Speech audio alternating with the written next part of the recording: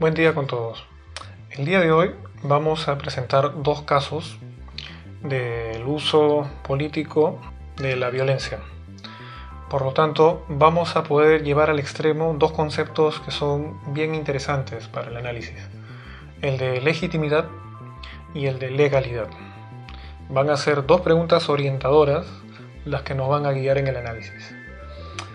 ¿Qué es lo que hace justificable el uso de la violencia con fines políticos? Y en segundo lugar, si es posible sostener que existe un uso legítimo de la violencia a pesar de que sea ilegal. Entonces, vamos a analizar dos casos muy específicos: la paradoja de Kosovo de 1999 y la paradoja de Eichmann de 1960-62. La paradoja de Kosovo. En el año de 1999, la OTAN inició actividades militares en Kosovo, Yugoslavia. Estas actividades fueron las de un ataque. Se calcula que fueron cerca de 14.000 bombas las que cayeron en Kosovo, con un saldo que es lamentablemente alto en víctimas civiles. El contexto, en general, era el de ya un conflicto armado interno que estaba atravesando Yugoslavia debido a la descomposición y a la lucha por la independencia de alguna de sus naciones o grupos étnicos. ¿Cuál fue el argumento en el año de 1999 que se esbozaron para justificar el ataque a Kosovo? Javier Solana, en repetidas ocasiones, señalaba de que el argumento central del ataque era prevenir y limitar la limpieza étnica que estaba operando el ejército de Yugoslavia contra los albaneses. Esto es lo que se conoce como una guerra de exterminio. La paradoja, aquí entramos al fondo del asunto, es que tanto las declaraciones de Javier Solana, así como el informe de la Comisión Internacional sobre el asunto de Kosovo, concluían de que el ataque era ilegal, pero era legítimo debido a las causas humanitarias que anteriormente se habían señalado. Pero hay una paradoja adicional.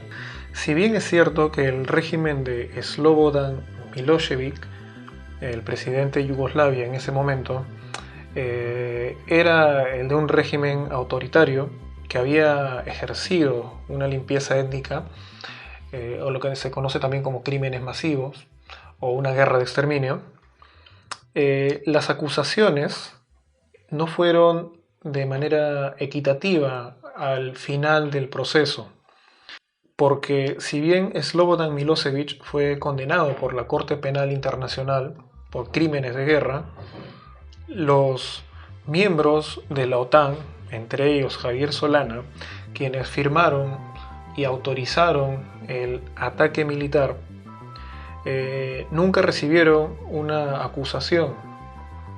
Incluso se deslizó la idea de la imposibilidad de poder acusar a los autores materiales de este ataque en 1999, cuyo balance en víctimas humanas, civiles y destrucción de infraestructura en Kosovo excede en demasía el argumento que inicialmente Javier Solana o la OTAN en general habían señalado: las razones humanitarias por las cuales atacaban Kosovo.